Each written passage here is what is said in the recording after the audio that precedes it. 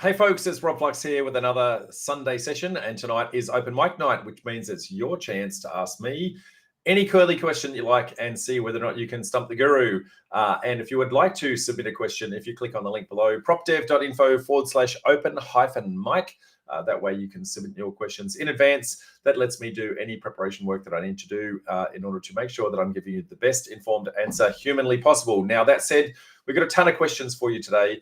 So I'm going to go to my very first question, and it's from Thomas. So Thomas says, "Hey Rob, how are you? Any advice welcome. I'm stuck with a building contract in Ipswich for a 3-bedroom apartment that's been getting built for the last 3 years. Now, it sounds like in this instance, whilst he hasn't declared it, it sounds like he's actually purchasing an off-the-plan contract. My sunset date is next September 2025.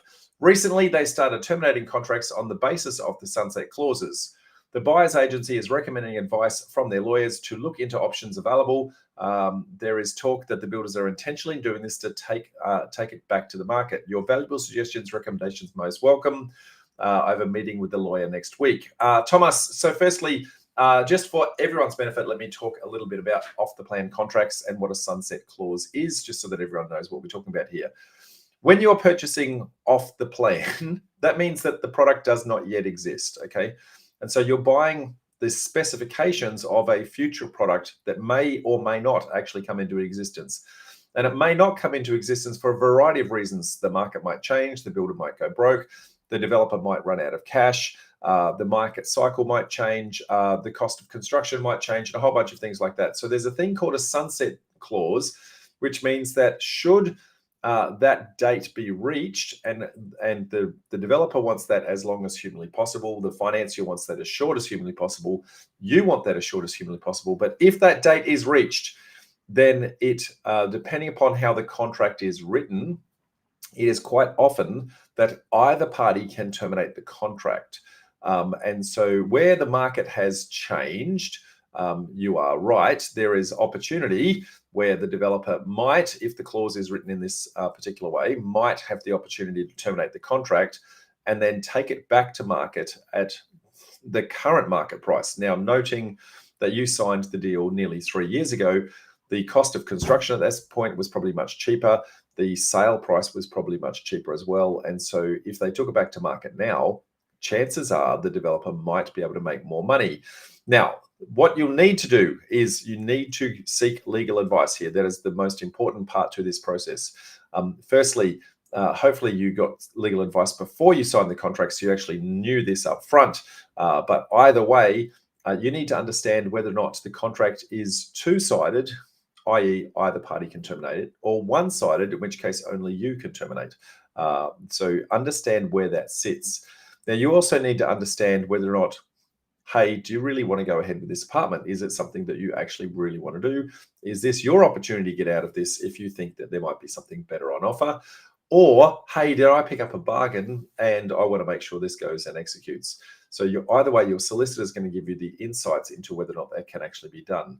Now, if it is a one-sided contract in your favor, then you get the casting vote as to whether or not it terminates or not. If instead it is a two-sided contract, then either party may terminate. So you need to understand that, and knowing that that's the case, you might proactively reach out and say that you would like to extend the the sunset date. Or you might say, at this point in time, I would like to go unconditional, or something else along those lines that actually locks the builder in place. Now, your solicitor is going to give you, I would not recommend doing unconditional when it's not physically constructed, just for the record, but your solicitor will give you the guidance on what can and can't be done there. Unfortunately, I can't give you advice as to what to do, but hopefully what I've given you from an insights into that is what sort of questions you can actually ask your solicitor. Anyway, Thomas, hoping that helps. Next one from Macca. Macca says, "Hi, Rob. What's your way to develop without awaiting plans and permits, which takes time?" So the fact that you're using the terminology plans and permits tends to tell me that you're actually in Victoria, because that's some terminology that is largely Victoria specific. But lots of different ways to do development. Development is forcing value onto a property through your own knowledge or equity, or knowledge or effort, I should say. And so you can do that in many, many, many ways. You could just get a development approval and flick it. You could, so you don't actually have to go and go and construct. You could get a property that's already on 2 lots and separate the titles, so no development approval required at all. You could just do a knockdown rebuild. You could do a renovation. There's lots of things that are development that don't need plans and permits. Now, in Victoria, plans and permits or development approval takes some time. It is a very slow and onerous process. It's probably one of the most cumbersome, I guess, legislative frameworks that I've come across in the country. And it is somewhat challenging, I can assure you. But with the right property and the right effort, the right time, and if you've structured the deal in the right way, then the holding costs shouldn't hurt you that much. So what's my way to develop? Well, and I guess not knowing your own personal circumstances, I can't tell you exactly what to do. I don't know, is your strategy subdivisions or is your strategy townhouses, for example? So I don't know what you are actually trying to achieve, but the simplest and easiest way would be just what they call a splitter block, 2 lots on 1 title. Separate the titles, knock down the house, sell 2 vacant blocks of land. That is the most easy thing to do. There are plenty of those all the way around the country, including Melbourne. And the best tool that I use to find that is one called National Property Data. So if you want to check out National Property Data, I think I've got a link for that here somewhere. Let's see if I can find that. I'm sure I've got the... I don't appear to have it handy, but here it is, National Property Data. So there's the link for National Property Data. That's the tool of choice. I use that for my sales research. What should I buy for? What should I sell it for? It has some development assessment capability, but it's not really a development assessment tool. It's a sales research tool. It is I guess the alternative to RP Data and Price Finder, and by my own humble experience, it is by far better than all of those products out there. So if you're interested in doing any sales research at all, National Property Data. Next one comes from Chanel. Chanel says, hey, Rob, how much have you made in profits from developing over your career? Chanel, I'm actually not going to answer that direct question. So I do appreciate that you've actually asked it. Let's just say enough.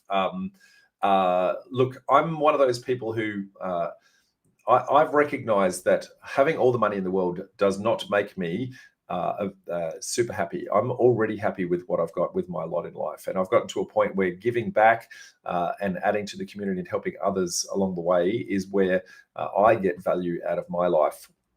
I am financially free. I can reassure you of that, despite going through 2 divorces and giving away a lot of my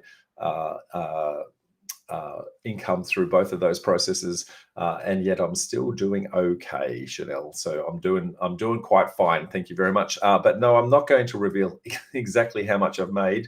But let's just say it's got a few zeros on it. So that said, next one comes from Fung. Fung says, sell or not to sell? I've got a project in Adelaide. We've just finished a 2-bedroom unit reno, and it's purchased under our own name, not a trust structure, because it is a portability loan. If we sell the unit, we attract CGT because we've owned it for less than 2 months. If we sell, we might be missing out on the opportunity to flip a few more, but avoid capital gains tax and capital growth. So what should we do? So Fung, I have to be super careful. I'm not allowed to give you accounting advice. I'm not allowed to give you legal advice. I'm not allowed to give you financial planning advice. All I can do is educate you on the pros and cons of this. So please don't take this as advice. That said, couple of things here that I want to qualify. So you're doing a renovation, okay? So largely I do developments, not renovations. Renovations mean that you're buying a secondhand home and selling a secondhand home. That means that GST does not apply in most instances unless you do a substantial reno, okay? And not knowing the extent of the renovation that you're doing, I'm going to assume that it is not substantial. But it's either capital gains tax or GST. It is not both, and that's something that many, many people get confused. In your instance, it would appear to be capital gains tax because it is a second-hand home and you've renovated non-substantially, and again, selling that as a second-hand home. So capital gains would likely apply. But your question is, if we sell the unit, will we will attract CGT? The answer to that is yes, you most likely will. If we hold, we might be missing the opportunity to flip a few more. Well, if you hold, you're going to be holding on to debt, okay? And that's the thing that you want to be looking at, is how much is the opportunity cost of this. So that holding on to the debt, is it going to be negative cash flow? Is that negative cash flow going to be holding you back? And could you repurpose the cash as the profits, even though you're going to be, excuse me, even though you're going to be paying tax? Would you be better to actually repurpose that? So the only way you're going to do that is actually calculate that. So go chat with your accountant and go, right, let's look at the cash flow situation before, if I keep it, and what is the cash flow situation after? And then start to stress test that. What happens if interest rates go up? What happens if interest rates go down? What happens if rents go up? What happens if rents go down? What happens if the value of the property goes up? What happens if the property goes down? And what you're going to do is you're going to create a matrix, okay? And the matrix is going to say, well, if these things all go in my favor and one thing goes against me, what happens? It's called a heat map, okay? And the heat map shows you all the different permutations of what could happen. And you need to be able to stress test and understand this. Now, in my humble opinion, okay, debt is a very useful commodity in order to get into a deal, run the deal, and then get out of the deal. But then debt afterwards tends to be a handbrake if you're just hanging on to it, because you have to service that loan. It means that you're tied to having to earn an income to pay that debt, which then impacts your serviceability to go buy your next property. So there are times when selling and cashing in and paying a little bit of tax actually makes sense, because it frees up some cash resources. It releases the burden of the debt and then takes you into your next phase of development. I don't know where you're at with that particular Fung. I do know who you are. I do know your personal circumstances, but I can't comment on it. But I need to tell everybody out there, you need to make that assessment yourself. What is that financial impact on you? Remember, if you wanted to keep that property, as an investment, there's only really two reasons to keep it: capital growth and cash flow. And so you need to assess in that particular area, is that suburb got good capital growth? Has that suburb got good cash flow? And be brutal and ruthless to yourself and look at the numbers, and don't let your emotions do the work, okay? As you've added value through your renovation, but whether or not you hold on to that asset really depends on whether or not it's a good area to keep, and whether or not your property is a good property within that area. Hoping that helps give you some points of clarification, Fung, and things to actually look for.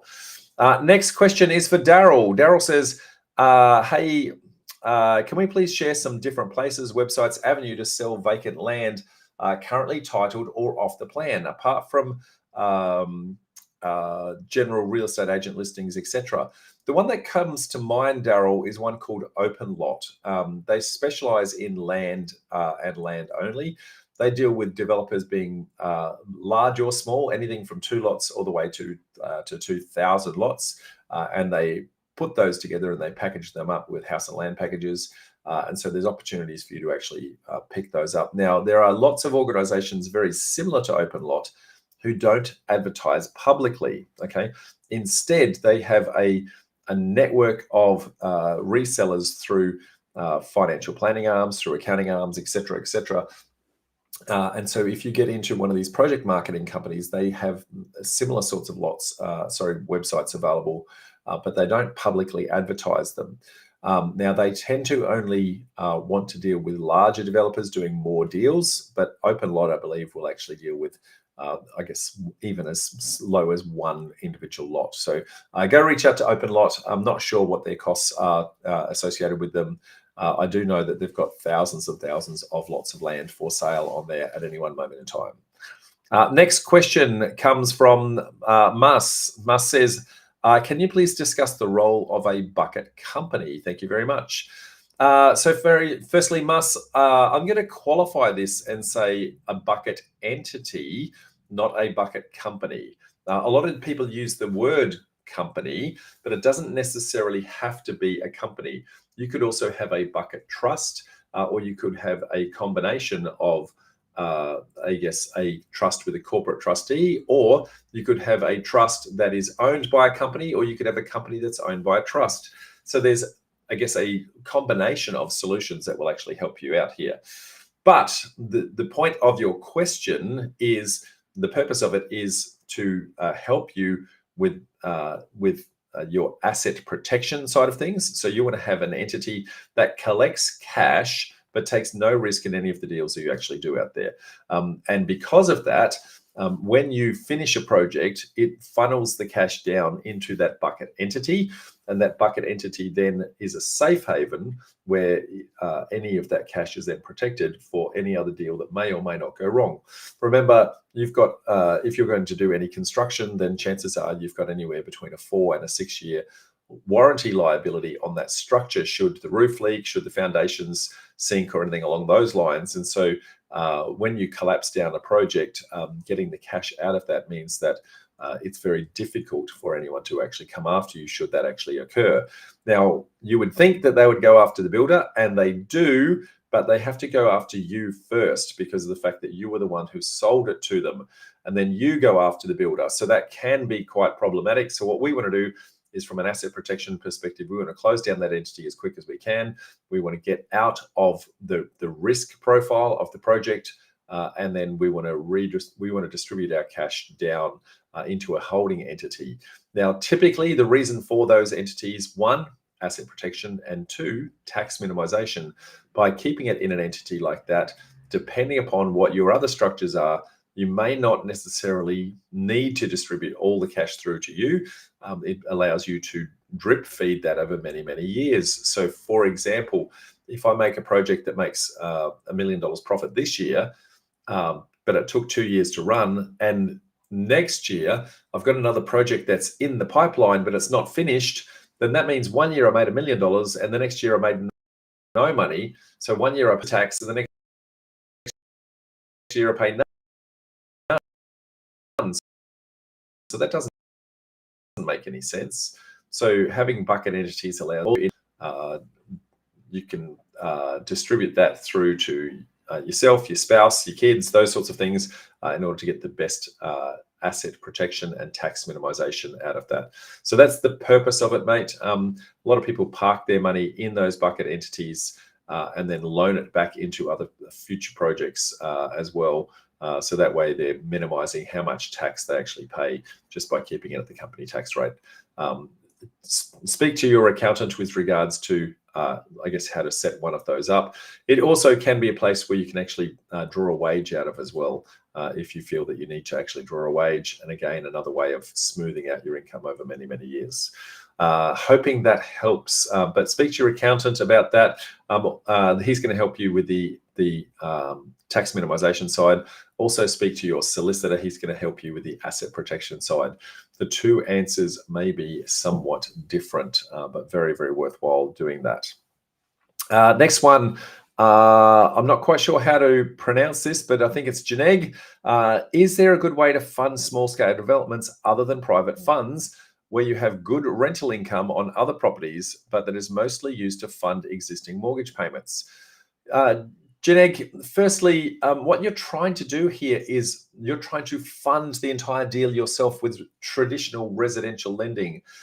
That will give you a glass ceiling that is going to be very, very hard to get through. The challenge with is that we've been indoctrinated into residential lending being the only way to fund a deal.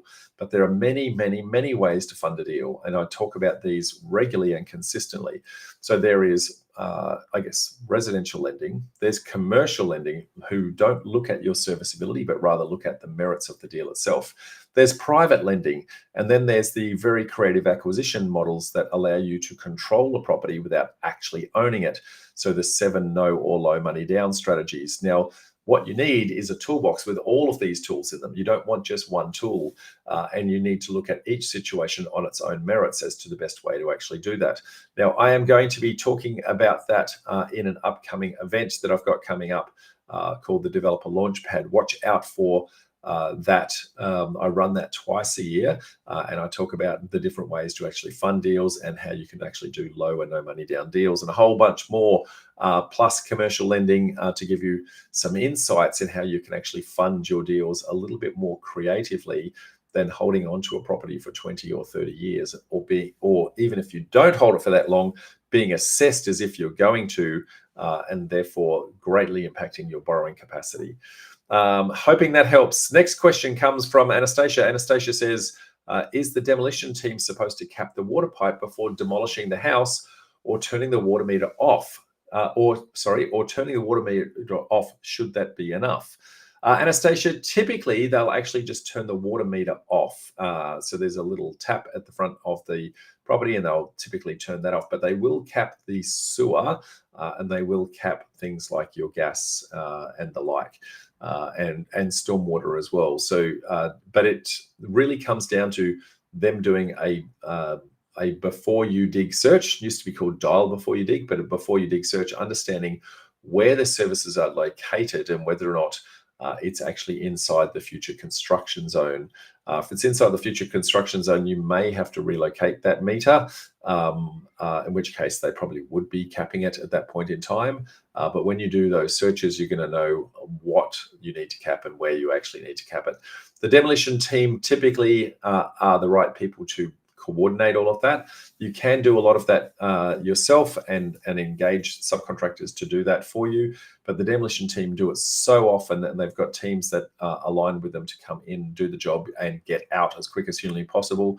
So I tend to leave it with the demolition teams because it doesn't really save me a lot of money, but it just gives me a lot of heartache for something I just don't need in my life. Anyway, hope that helps. Next one comes from Penny.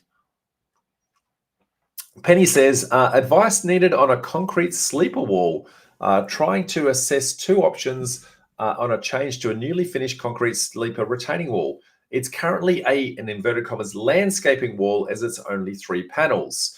Now, what I'm inferring by that, and I mean inferring, in some councils, if you have a small landscaping wall, typically below a metre in height, they deem it to be a landscaping wall, and they don't need all the engineering approvals that sit behind that. I think that's what you're referring to. Ideally, we need to add 2 extra panels. Even one would help. It would still be a landscaping wall, as it's less than 5 panels. I'm planning on installing a Colorbond fence on the top using shark fin brackets. The engineer has suggested adding additional H channels by bolting and or welding to the rear side of the wall, or some form of sleeve. Has anyone else done this? Or does someone have another solution that would work? Look, Penny, you've done the right thing. You've actually spoken to an engineer. So the engineer is the one that you actually need to get the answer from. If the engineer has said that is okay to do that, then it is okay to do that, because they would have done the math that sits behind that. My concern would be if you hadn't spoken to an engineer, because you're adding, I guess, the potential for a whole bunch more weight to sit behind that retaining wall, and the footings probably may not have been dug deep enough to actually take on the burden of that extra weight. So, but if your engineer, and you said you have spoken to one, if the engineer has checked it out and they've said that's okay, I don't think you need to go any further with your solution. It's really just, are the aesthetics of that going to be suitable for what you're trying to achieve? If not, do you need to actually tear the old retaining wall out and dig deeper footings and put in bigger H channel in there? But sounds like you've already got a workable solution and you're just looking for someone to anoint it. I'm okay if the engineer's okay. But yeah, he's the one doing the math. He's the one who has to put his insurance policy behind that. So I would go with whatever he says.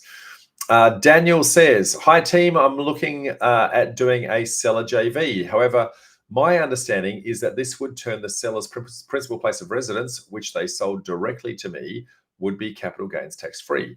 In a CGT situation, because their names would be on the title for the development. Have I understood CGT correctly in this scenario? The seller would be up for CGT if we develop under their name. Okay, so firstly, again, I can't give accounting advice here, okay? but let me try to give some insights into my understanding of your problem. Okay. So firstly, it is a principal place of residence. So if it's a principal place of residence, if they sell it to you as a clean sale, then you are correct. They would be capital gains tax free. And so from that purpose, every dollar that you pay would be tax free to them. If you turn it into a development site and they go into that deal with you in what you're calling a seller JV, then they in turn also become the developer. And so there is a portion of which the property would be capital gains tax free.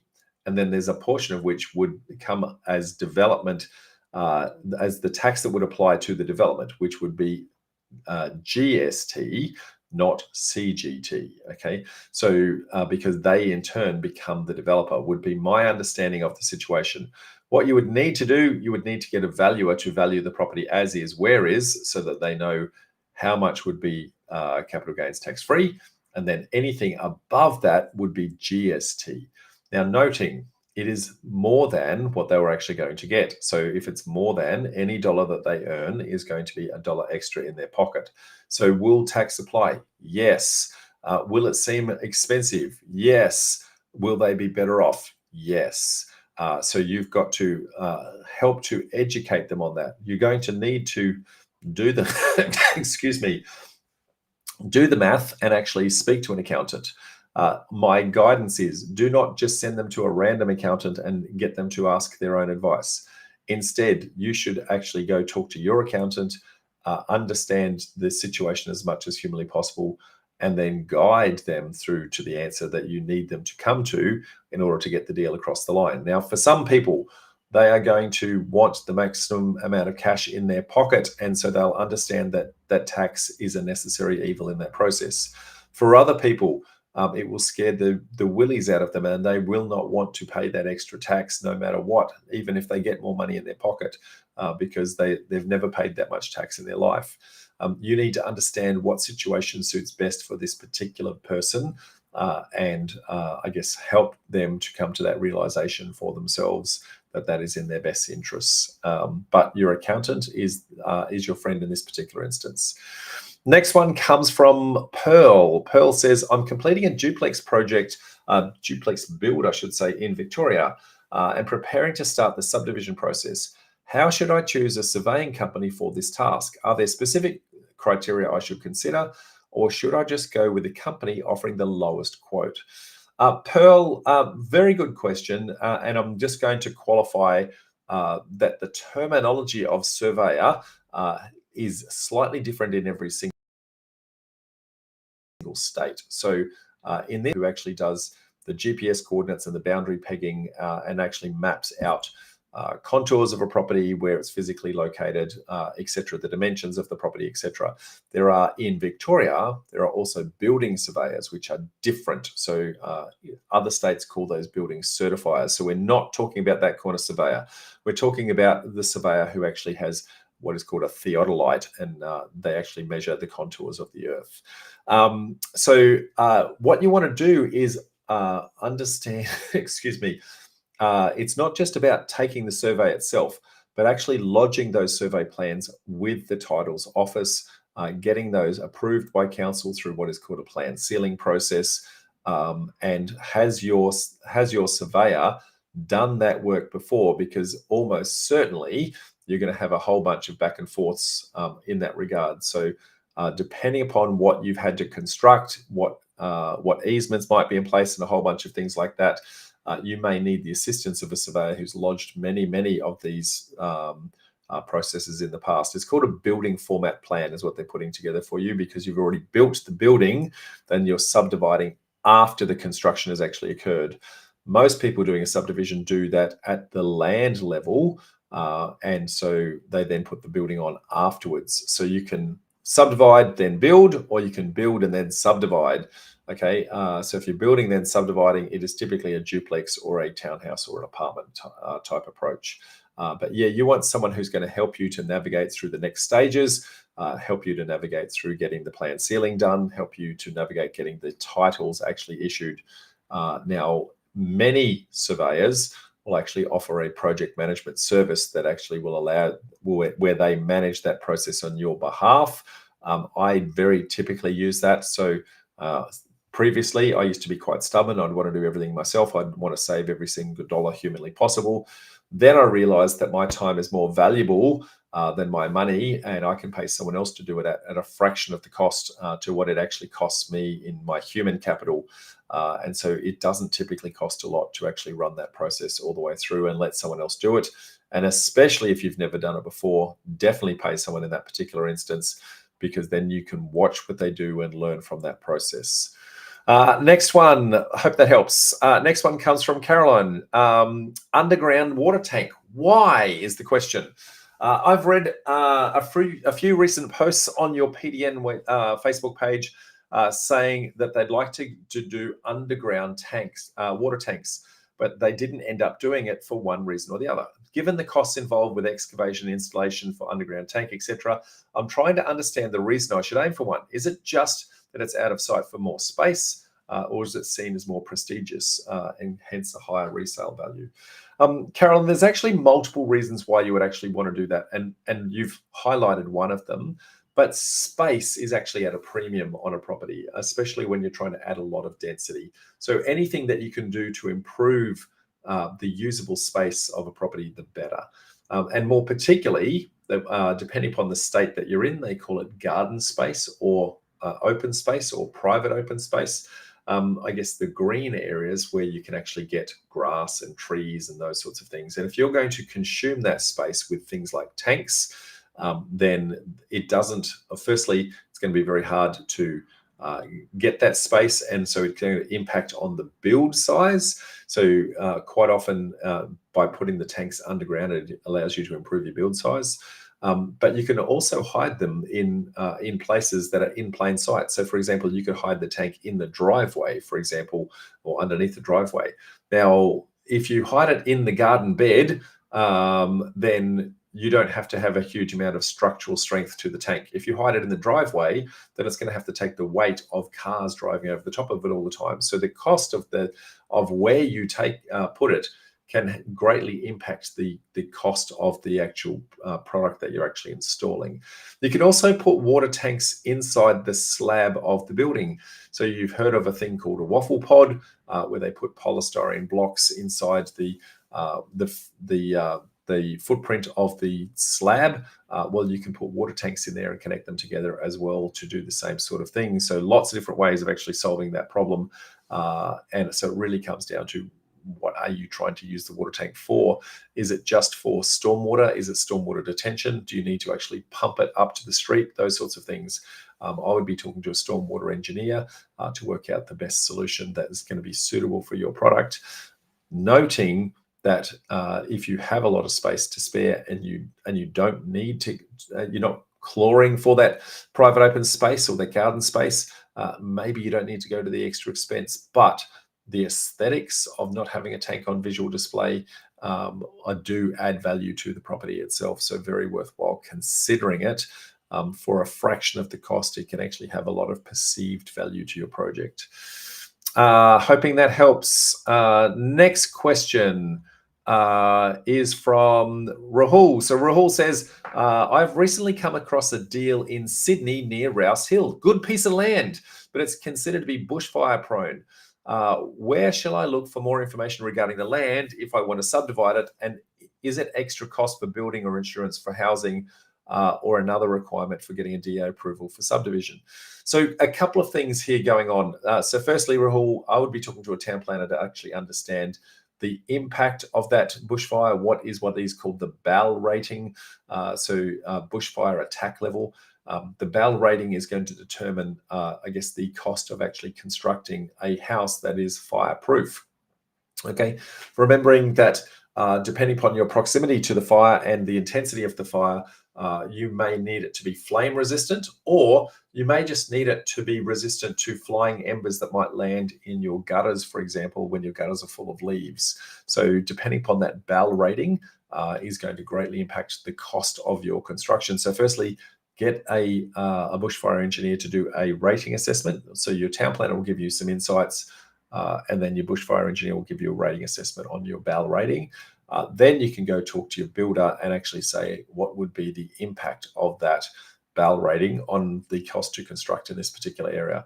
Now, if there's other houses around you, then it's safe to say that there would be some density allowed in the area that is similar to what is already there.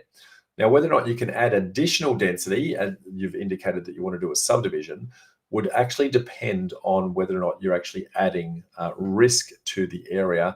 And so that BAL rating is going to be a critical factor in determining that.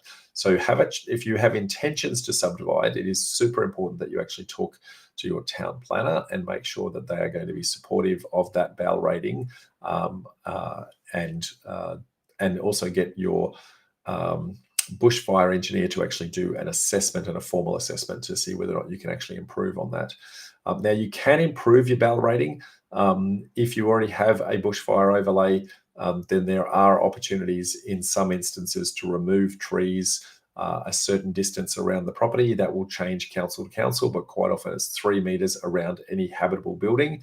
So 3 meters from your building in any direction, and 3 meters around the neighbors' buildings in any direction as well. But noting that those properties would be in your yard, not in your neighbor's yard. But if you convince your neighbor to remove the trees in their yard as well, that's going to improve the BAL rating for both properties simultaneously. So very worthwhile, but your bushfire engineer is the person that's actually going to give you insights into how to do that. Next one comes from Essen. Essen says, has anyone got any experience in removing a tree in a nature strip where I'm wanting to be putting a crossover? I'm looking at a site in Heidelberg West, Banyul Council. Is it possible to remove a nature strip tree at all? So firstly, if the tree is in the nature strip, it is owned by council. And because it's owned by council, you must abide by the local council rules and apply for that tree to be removed. Okay, so that's the first part to that. Now, some councils are very green and they will not want any tree to be removed under any circumstances. Other councils are very pragmatic and they'll actually understand, look, this tree is in the way. We want you to replace this tree with a similar tree a little bit down the road.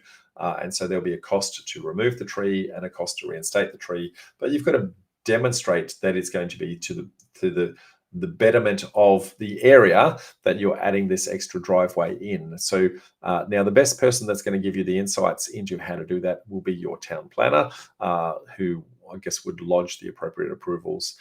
Typically, you're going to need your any development approvals in place at the same time to justify why that tree would actually be removed, or building approvals if you are wanting to put a brand new building in and the crossover in the new location. Either way, you won't be able to just remove the tree. You will need to go through an approval process and you'll need to justify why to council it's actually in their betterment to actually do that. Next one comes from Guru. Guru says, hi experts. I'm hoping he's referring to me there. I came across a New South Wales property that has a good land size, but has a covenant that says no more than one main dwelling allowed on the lot. There are some other conditions too, such as build costs should be a minimum of $25,000 and the outer build should be with brick and so forth. I get that the covenant is most likely catered for the build in the 1980s when the council originally subdivided the whole area and sold the lots for housing construction. But the covenant does not have any end date. With this, would it restrict land development to put a second dwelling? Looking at the covenant, it looks like this covenant may be there for all properties in that street. So how can I help? So, Guru, so you're right, that covenant sits there typically forever. But what you can do is if you do the appropriate title searches, you can get a copy of what that covenant is word for word.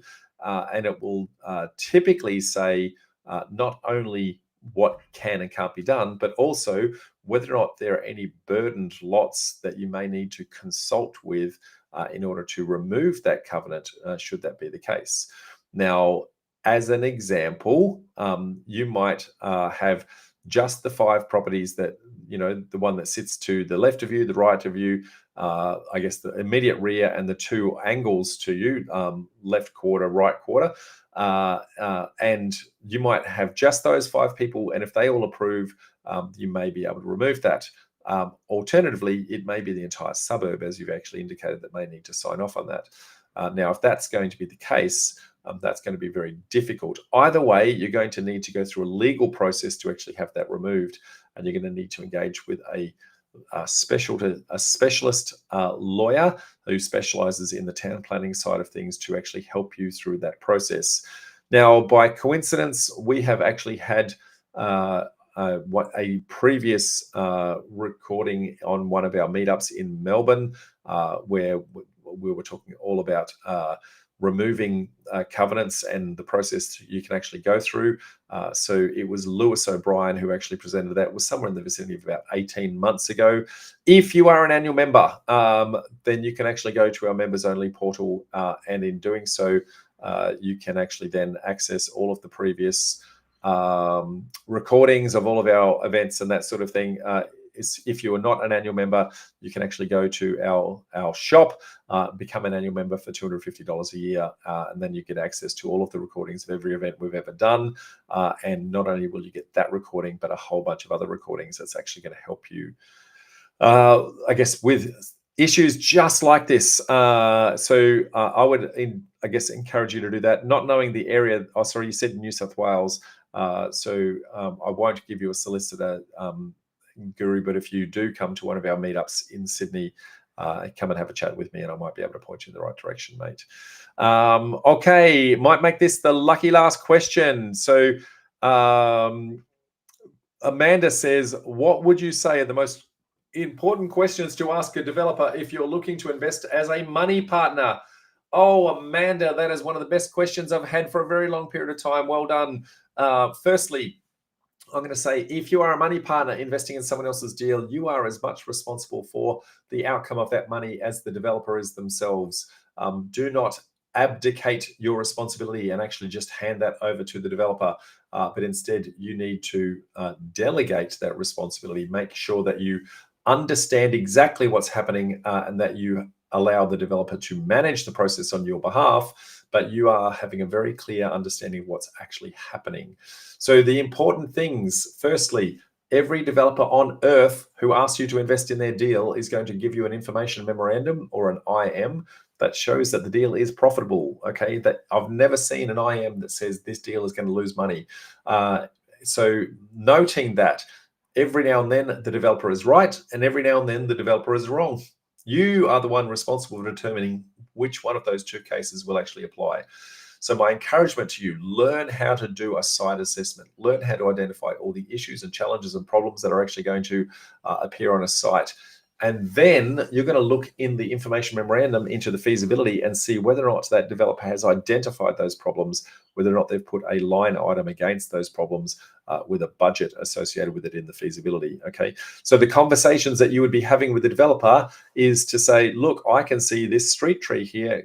Show me the budget where you've actually allocated for that, and what happens if that street tree is not removed. I can see that the sewer is in the neighbor's yard. Show me where you've actually gone and sought approval from the neighbor that they're willing to let you in and actually dig up their yard.